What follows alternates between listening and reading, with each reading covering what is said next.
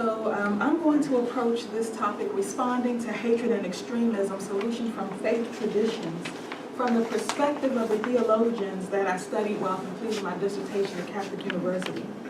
My dissertation studied church unity, or more specifically, the lack thereof, which resulted in the formation of the Black church in the United States. For this reason, the Christian responses to hatred and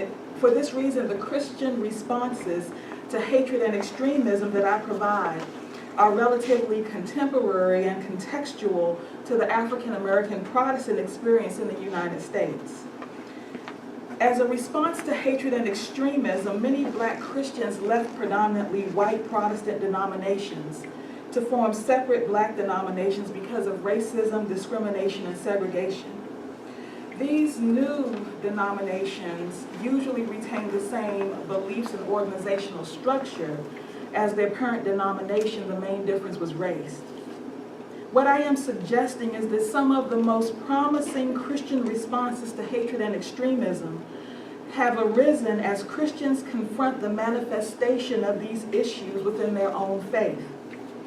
And the example that I am using, it was the voices of dissent of Black Christian men and women who offered an internal critique of the very religion that supported their enslavement, terrorization, and social marginalization. The ecumenists, or people who work for Christian unity in my study, were theologians who sustained the critique of their faith even as they sought to develop modes of communication and understanding with the people and denominations who caused the need for racial schism in the Christian church in the United States. What I want to share are some of the solutions to hatred and extremism offered by these theologians that are also applicable to interfaith relations. The theologians in my study were Thomas Hoyt Jr., Frederick Ware, and Courtwright Davis. The first response to hatred and extremism that I offer is that the approach to interfaith dialogue and understanding must be bottom up rather than top down. What this means is that people like you and me must be determined to meet and find ways to interact with people from different faiths at a personal level. The theologians in my study recognized that if any meaningful and continuous change were to happen, grassroots effort had to be the starting point rather than depending on the religious establishment to lead the effort. We have to be willing to not only open our community rooms of our local churches, but our dining rooms and living rooms to get to know each other better. It was through the Rumi Forum that I had my opportunity to celebrate my first iftar with a Muslim family. This leads me to my second response to hatred and extremism. Members of the Black church found that efforts to agree on issues regarding differences in doctrine and creedal statements and theology futile. Rather, inroads were made when dialogue and deed focused on helping those who are in need. Orthopraxis, or right action, proved more beneficial than orthodoxy, or right belief, in responding to hatred and extremism. There are many in the world, indeed within this community, who are in need of the basic necessities of life. And focusing on the issues of social justice emphasizes the humanity of all who are involved. I'm still learning, and I hope that Rabbi Lustig and Mr. Selleck will help me as I learn more about their faith traditions, and even on tonight as I try to pronounce some words. So for Christians, helping each other highlights the interaction between faith and words. For Muslim, zakat, or charity is one of the 5 pillars of faith, but also Rama, or mercy, that must be shown to others. And for Judaism, tikkun olam, are acts of kindness performed to repair the world. There is also tzedakah, which is the same root as zakat, which is the obligation to do what is right and just. What I am hoping to show is that there are religious tenets or practices across traditions, though expressed differently, that inform a common ground. The theologians in my study consistently pointed out the difference between morality and ethics versus theology and doctrine. Said another way, if the rhetoric of the church, mosque, or synagogue transcends race and ethnicity, but the social dynamic does not, there is a problem. We must all practice what we preach. There should be no separation between theology and ethics, what we believe and how we act. Once again, right behavior orthopraxis must be considered into right belief orthodoxy. Martin Luther King Jr. and the modern civil rights movement emerged out of the black church. King challenged the white Christian church as well as adherents of other religions to think about who they were. The interracial, interfaith movement that King unleashed moved people to reevaluate social relationships, to regard each other differently. Unfortunately, so many years later, the need still exists to confront hatred and extremism. The work of MLK continues through organizations like Repairers of the Breach, led by Dr. William Barber, who has revived the unfinished work of MLK's Poor People's Campaign. Once again, we see voices of dissent within the Christian tradition rising up in a campaign that is also interfaith, which seeks to solve the moral public concerns of our faith traditions that include treatment of the poor, racial discrimination, communities of color, workers, the sick, and children, but extends to moral public concerns that include women and LGBTQ, immigrants, and the environment. The theologians in my study understood Jesus as a liberator of the dispossessed. It could be argued that the God in the Hebrew Bible and Jesus in the New Testament have a social justice agenda because they always defend the poor and oppressed, which are also often victims of hatred and extremism. And this defense is not because the victims are necessarily righteous, but because they are in constant need of God's mercy. Jesus sought those who were on the outside of the established boundaries of Judaism and the social structures of his day. He confronts healing on the Sabbath, the woman taken in adultery. He says that it's not what goes into the body, but what comes out that defiles.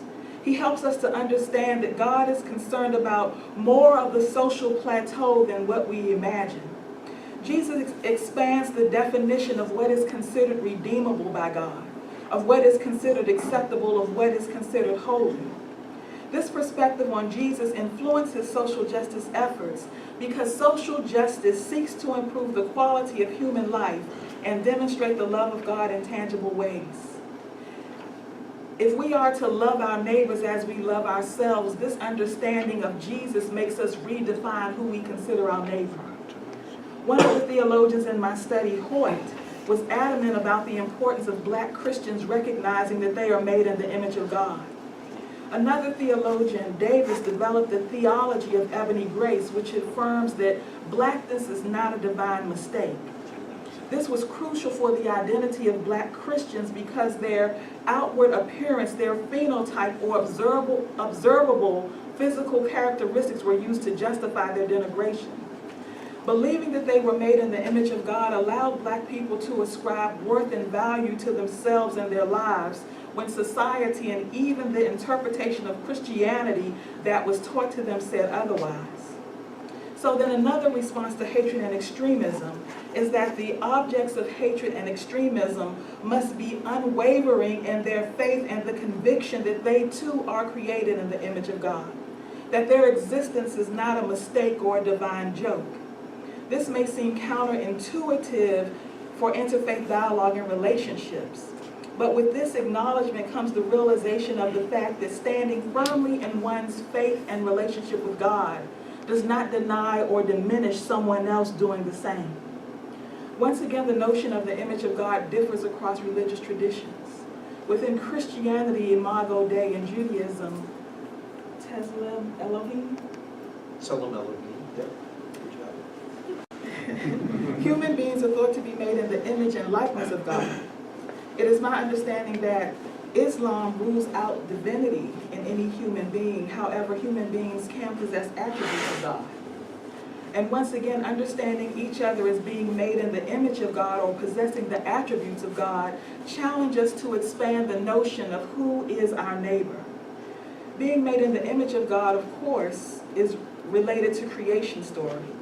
The theologians in my study found that when engaging in dialogue with other Christians, it is better to focus on creation history than salvation history. And I think this holds true for interfaith relationships as well.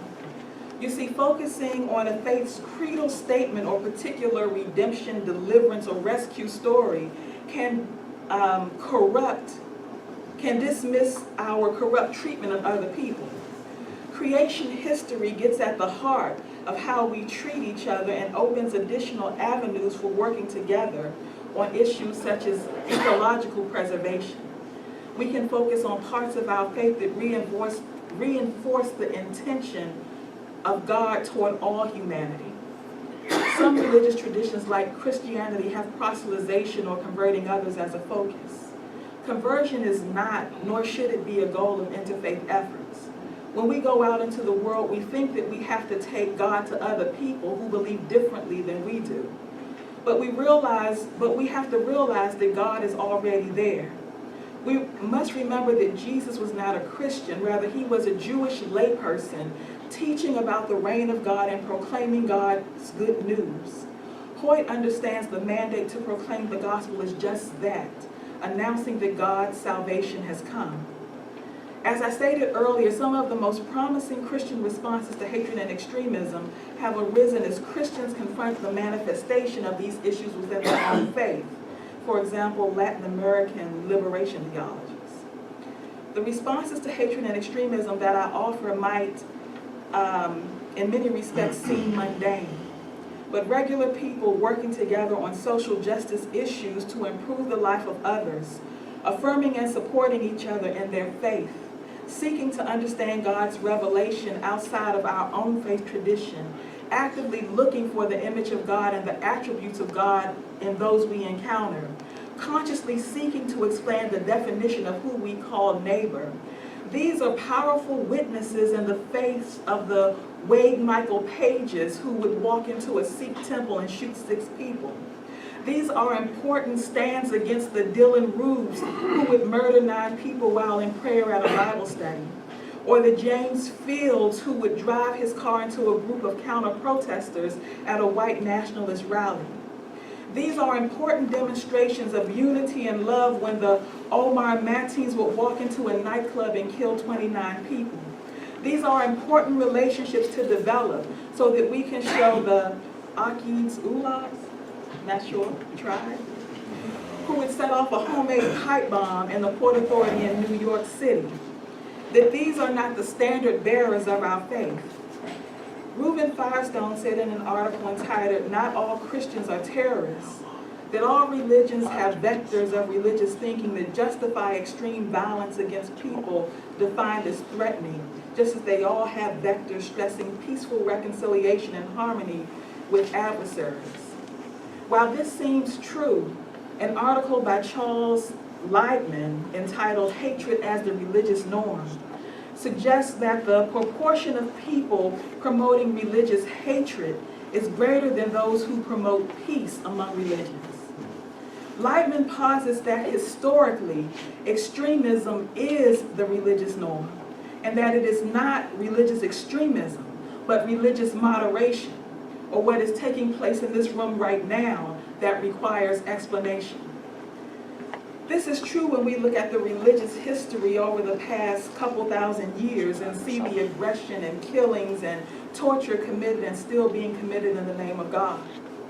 But what I want you to understand is that even though ecumenical and interfaith relations have been around for a while, when viewed in light of the history of religious violence, we gathered in this room are still in the cusp of something new. As one of the theologians that I study, Courtwright Davis, suggested, our responses to hatred and extremism should not be considered a burden. Rather, they should be considered a divine opportunity, an alliance in interfaith pursuits that further understanding and the ministry of reconciliation. Interfaith pursuits and our responses to hatred and extremism help us to see that God created a diverse humanity, and that it is good.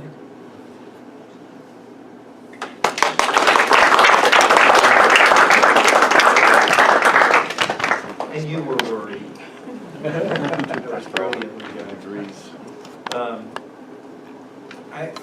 I'm going to read something first, and then I want to share some thoughts, because I think that I want to do this because I think Beverly set a phenomenal foundation, and I think what I'd like you to tune your ears to is to the repetitive nature of some of the things that I'm going to say that are there, because these threads that we're going to find that are woven between our faiths are really some of the threads that we have to pull on to take a very frayed societal fabric and do the reparative work of bringing it back together.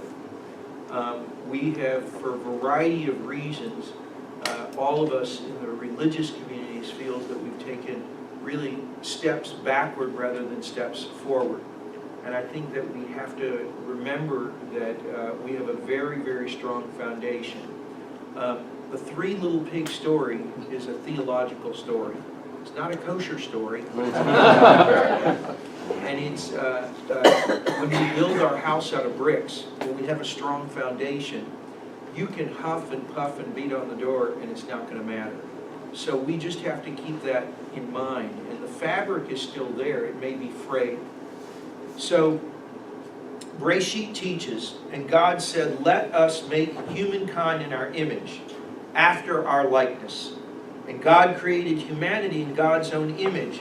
In God's image, God created humanity. Male and female, God created them. That's from Bereshit. And the rabbis of the Talmud teach all of humanity was created from Adam for the sake of peace among humankind, that no one should say to another, his or her fellow, my ancestor, my father, my mother was greater than yours. Imagine if suddenly we lived in a world where all of humanity understood that we're each created in the divine image. How might we behave so differently? There would be dignity in our difference. Race and gender and faith would not divide us, but would be celebrated. Bigotry and hatred would give way to tolerance and love. Benevolence would supplant the malevolence of xenophobia. God would not shun, put down, despise, exclude, denigrate. We would not shun, put down, despise, exclude, denigrate, belittle, malign the other. Rather, the other, the Jew, the Christian, the Muslim, the Sikh, the Buddhist, the Baha'i, the Zoroastrian, would become our brother, our sister. The power and the truth of Genesis is that we are indeed created in the image of God, in the likeness of God. And so we can discern. We have free will. We are not helpless victims of fear or bigotry, but rather masters of our own destiny. We can choose how we see others. We can choose how we treat others. We can stand up when the sacred is violated, when fear or faith is used to teach hatred. We can respond by teaching love. In his book, Not in God's Name, Confronting Religious Violence, Rabbi Jonathan Sachs writes the following. The central question of Genesis is, are human beings friends or strangers, brothers or others? It is a sustained exploration of recognition and estrangement, closeness and distance. It tells us that if we were only to listen closely to the voice of the other, we would find that we are members of the human family, under the parenthood of God. When others become brothers and conflict is transformed into conciliation, we have begun the journey to a society as a family, and the redemptive drama can begin. End quote. The fate of the Abrahamic faith is not. The fate of the Abrahamic faith is in our hands. If religion can be taught to engender hate, it can be taught to bring about love. David Wolpe wrote, everything, says the Talmud, is in the hands of heaven except the awe of heaven. It is true. We don't create our circumstances in this world, but we do fashion our response. Against our will, notes the Talmud, we are born. Against our will, we die. But the tale told between those brackets is not fated. Ability is inherited, but a self is formed from choice, from effort, from faith. The questions are, as we gather, we promise that the children of Abraham will choose love over hate, peace over violence. that we can endeavor to live as God's children, bringing compassion and tolerance, building for our children's children, a world better than ours. I have to tell you that my authenticity to be here tonight is not that I've been a rabbi in Washington for 32 years. I was born into interfaith relations. I was a Jew born in Nashville, Tennessee. You could put all the Jews in Nashville, Tennessee in my 2,800 family congregation. We have a sanctuary that seats almost 3,000. They could play musical chairs for a long time. What I learned there is that we have to, many of these conversations, and I agree with you, the bottom up, we need to get out of the basement. I've spoken in hundreds of basements of churches and synagogues. This is a conversation now that does not need to take place in the basement of any institution. It needs to take place from the pulpit. It needs to take place in front of the most sacred part of our religious faiths. It cannot be treated as an extracurricular religious activity of some people's interest. It is at the core of the three Abrahamic faiths. We are all the children of Abraham. So I want to pick up on another theme that Beverly so brilliantly presented to with much more academic authenticity. I want to tell you about a story that's in the Bible. We all know in the Bible the parting of the Sea of Reeds, correct? But do you know the name of the person who was the first into the water? His name is Nachshon ben Amidav. So what's the story about Nachshon? When Moses stood on the edge, when everybody was standing on the sidelines waiting for God to do something, Nachshon teaches us exactly what Martin Luther King and this weekend is all about. That faith is nothing unless it is not coupled with action. Faith is nothing unless it is coupled with action. It does no good on any level except for my own security and my own gratification, edification, and my own person if my faith cannot be demonstrated in the world. It's simply the tree that falls in the forest with no one there to witness. Because if there is no action, there is nothing to bear witness to. In our sacred tradition, in the Shema, the central prayer, there are two letters that are enlarged, an ayin and a dalet. That's because we don't want to make a mistake at the end of the Shema, which ends with the word echad, which means one, but could be mistaken easily in Hebrew for a resh, which would mean acher, and instead of saying God is one, we would say God is another, saying that it's one of many gods, and we wouldn't want to do that. So what do the rabbis cleverly do? They made the dalet very large, and then they took an ayin and made it large. What do those two letters together spell? They spell aid. That when we say the Shema, the central things, blesses, Shema Yisrael, and Hear, O Israel, the Lord is one. When we say that, we have to witness that. Meaning witness it by some action. The prayer that follows that in Jewish tradition is the V'ahavta.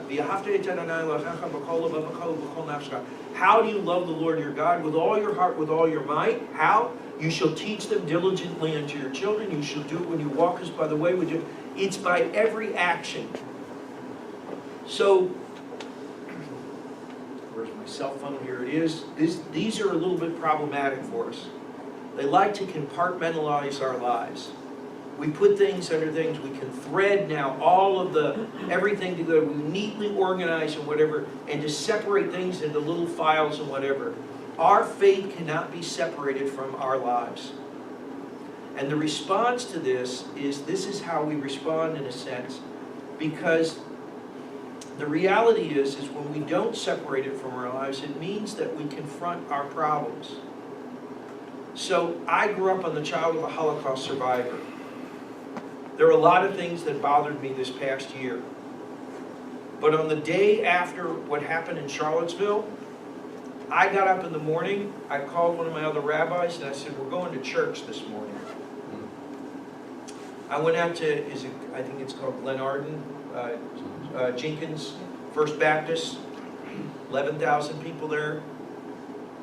I was the only white person besides the other rabbi in the congregation. But there was no other place that I needed to be. Because when those people stood there and they were saying the hatred things against Jews and against people of color, I needed for that pastor to know and that congregation to know that we stood together. That we weren't going to be displaced once again in America. Because, as you know, we hold on to the plow, we don't let go, because we don't want to give up an inch of what's been happening. If we don't respond, we become complicit. And that is, I think, the most important thing about our faith, the Nachshon meaning. The Nachshon couldn't stand on the edge and wait for something, for God to come down and part the seas. The parting only happened, according to the Midrash, until the water got almost up to his nostrils. And inferred the word to breathe is lil shon, to breathe. And it's the root of Nachshon is taking in breath, and to remind us that the breath of life is only going to be there if we act on the life that's given to us.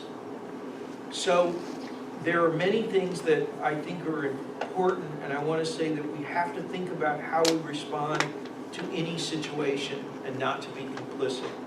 Jonathan Sarna, who's a theologian and not a theologian, he's a historian. His father is Nachum Sarna, the Bible scholar and theologian. Jonathan Sarna wrote a paradigm for responding to challenges. He wrote this about anti-Semitism, but I want to give you this paradigm because I think it's really important for us to think about when we think about extremism. He says one response is silence. The advantage is it avoids drawing attention to opponent, prevents ugly incidents. The disadvantage, not to respond, allows some to think you cannot respond. Silence is an admission of guilt, or one could become complicit by silence. Outrage. Advantages. Jews should not allow opponents to think that they are getting away with anything. Draws attention to the challenge and makes feelings known to prevent similar challenges in the future. Disadvantage. Draws attention to anti-Jewish actions.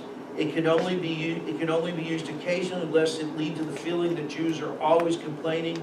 Problem of crying wolf. Instruction. Advantages: many people act against Jews out of ignorance rather than malice.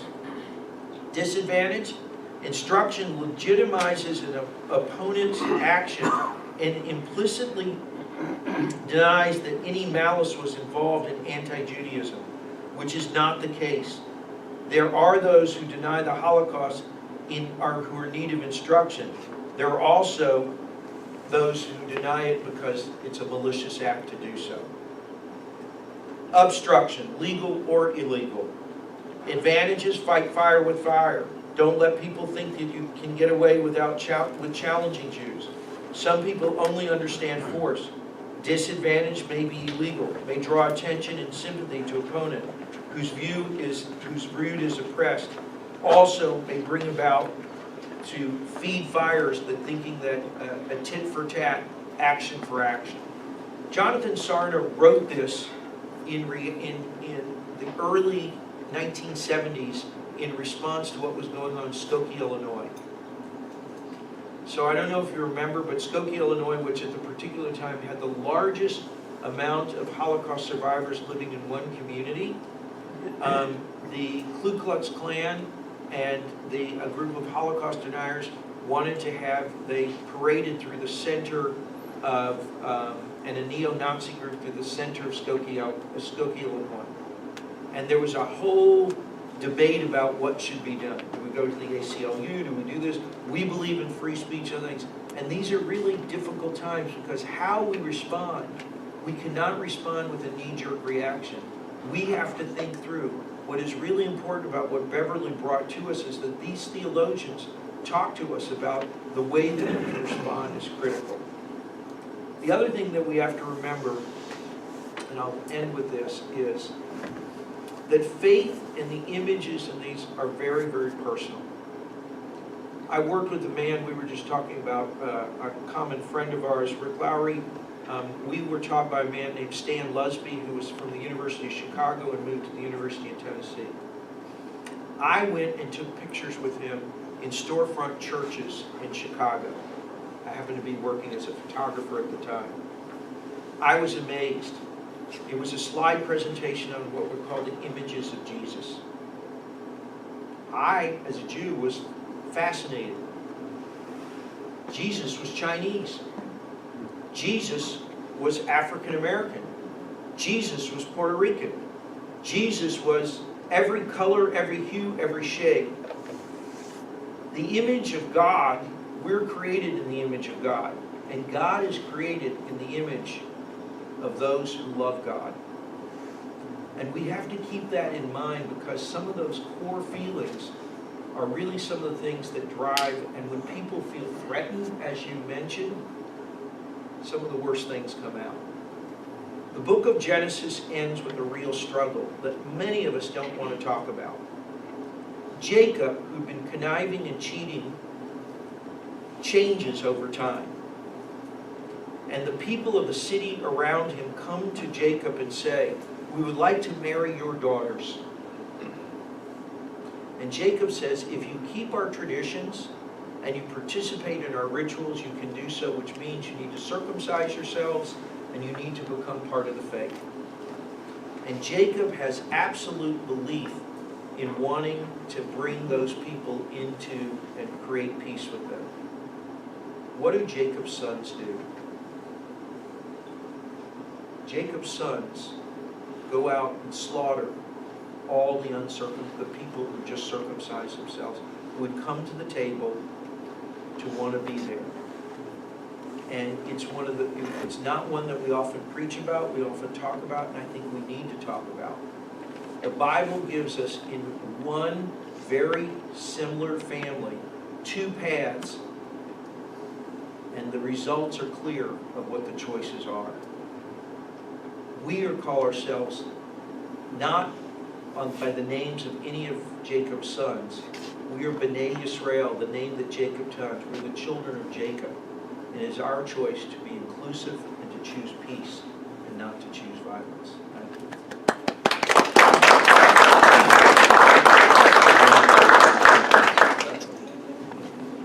Thank you, Beverly. Thank you, Bruce. Of course, general principles never speak after a pastor or a rabbi, so I'm going to break one of my personal principles. But I'm going to take up the point on which Bruce ended with, on that story, that struggle within the same family.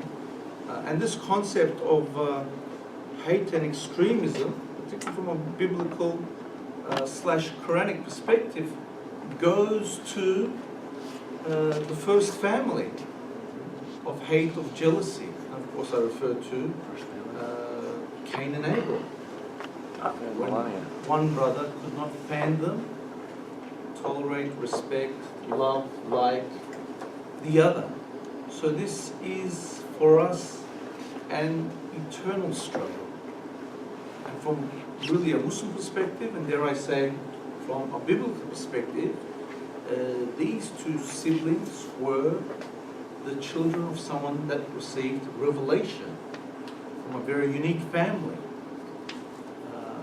The children of a messenger of a prophet of God. According to the Quran, we have 25 messengers named. According to prophetic tradition, some 120,000 messengers were sent, but we only know the stories of 25 of them. So there is 100 or thousands and thousands of stories we don't know.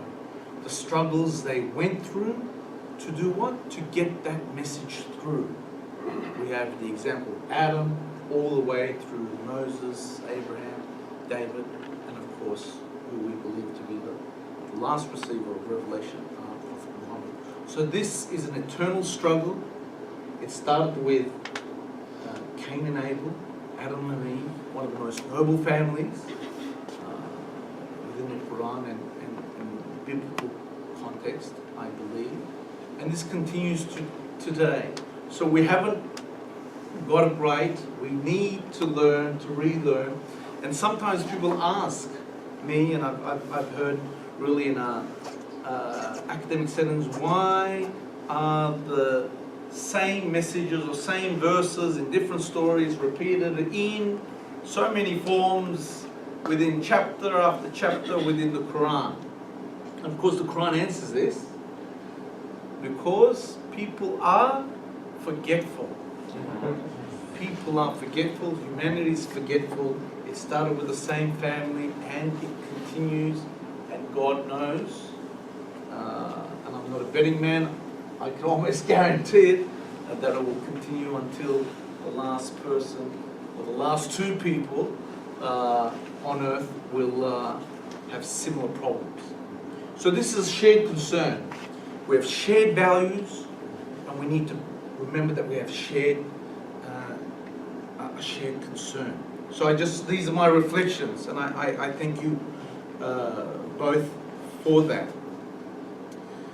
From a Muslim perspective, or really more broadly faith perspective, there needs to first be a theological and spiritual refutation on issues regarding hate and extremism. At the core of hatred and extremism is the polarization of a community by a group or an individual that has an interest in sowing the seeds of discord and tearing a community apart, leading to social disharmony. And harmony is a core value in any thriving and successful society. So when we look at the holy texts that will elaborate on this, Muslims are commanded to, and I quote, to enjoin the good and forbid the evil. This is a fundamental principle. If not according to many thinkers, among the most crucial aims and missions for each and every believer.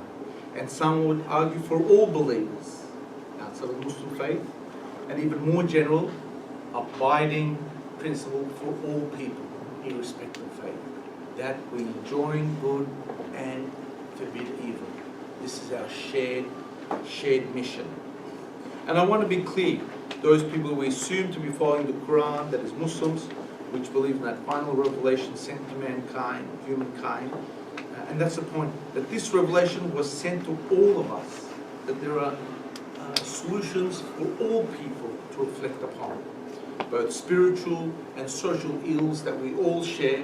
We can gain from the revelation and tradition of not only of our faith backgrounds, our respective faith backgrounds, but that of other faith backgrounds.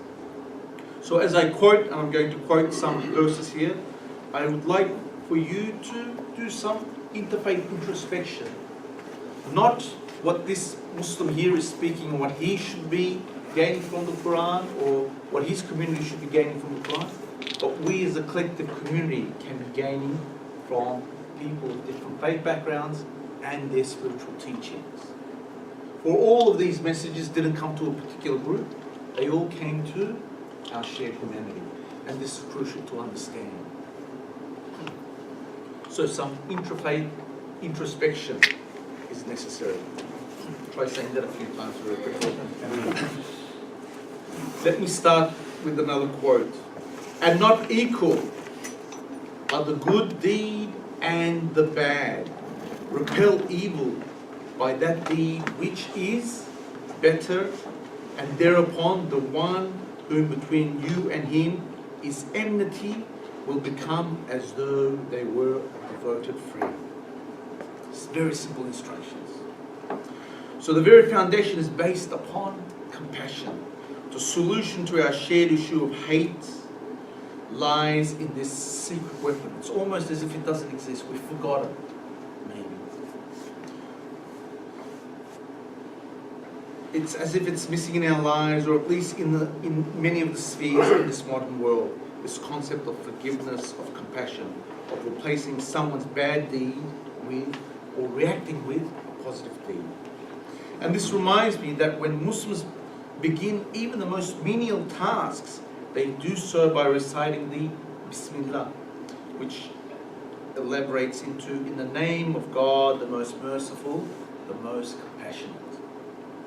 It is both an internal reminder, a recitation of the Almighty's names that Beverly referred to, and at the same time it is a prayer.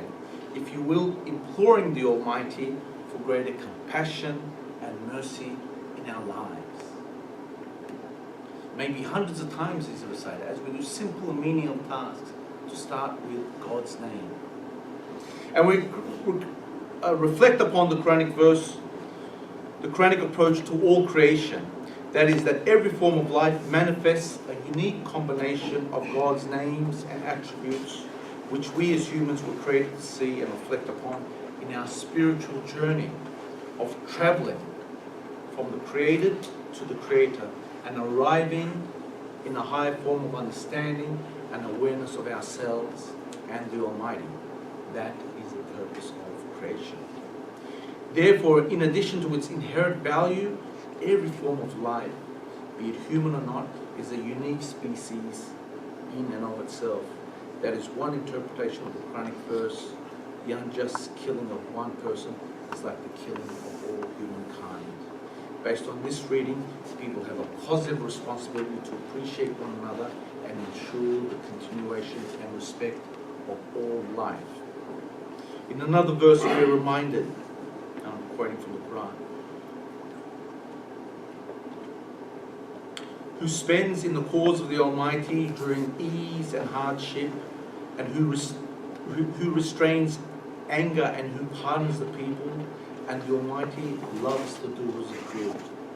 Elsewhere in a tradition known as the Hadith, that's the saying of Prophet Muhammad, tells us a believer is described as a person from whose tongue and hands other people are secure and safe. I'm going to end on two different quotes for us to hopefully reflect, and I hope to get some thoughts from my colleagues here. O humankind, we have created you all male and female and made you nations and tribes so that you may know each other, not that you may despise one another. The most honorable among you in the sight of the Almighty is the most pious of you. God is all-knowing and all-aware. An obvious signs is the diversity of humankind's languages and your colors. Indeed, that are signs for those of knowledge.